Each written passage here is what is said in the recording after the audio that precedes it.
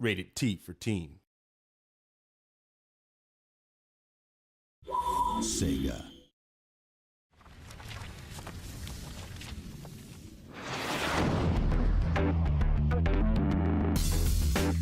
When Sega acquired us, it was part of a movement to do more Western development, to expand development around licenses. The strategic acquisition of San Francisco-based developer Secret Level was a key step in Sega's goal of securing the Iron Man property. This acquisition also raised the stakes for the once independent developer. Iron Man means a lot to our company. It's a chance to really reach out and hit the mass market in a way that we don't often get the chance to do. It's a real testament to Sega's commitment to the project, to Marvel in general, that they're going and building up their internal studio around, the Iron Man franchise. The problem with a lot of licensed games is that they don't have enough time. So one of the ideas behind acquiring a studio like Secret Level was, hey, if we acquire Secret Level and we then go and sign a license with Marvel, we can go instantly to Secret Level and say, hey guys, we have this great license, start working right now.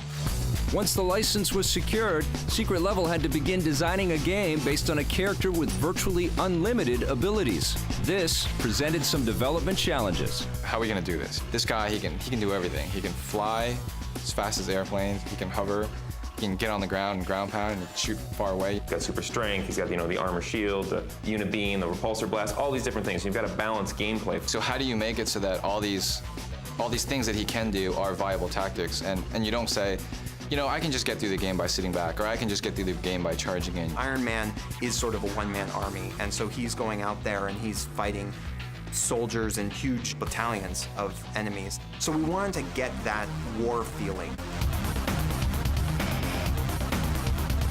How do you make a threat that this guy can't overcome, but also how do you create the controls to make this guy work?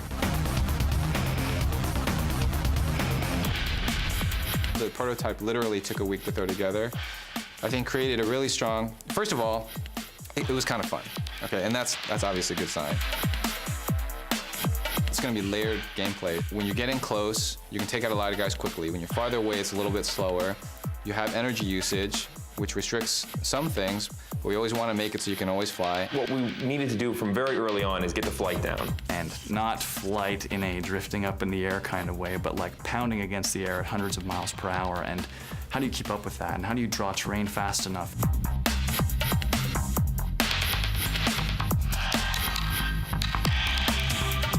We didn't want to have a game where you're just a character running through, a street or whatever. It's, you can fly. When you've got a character that can fly anywhere at any time, you've got to have an area that's ready for that.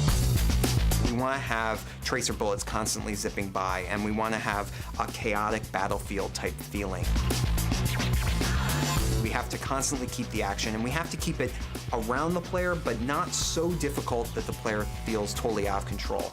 And so I think that's an area that we're really working on. How many missiles can come at you at the same time? How many people can be firing at you?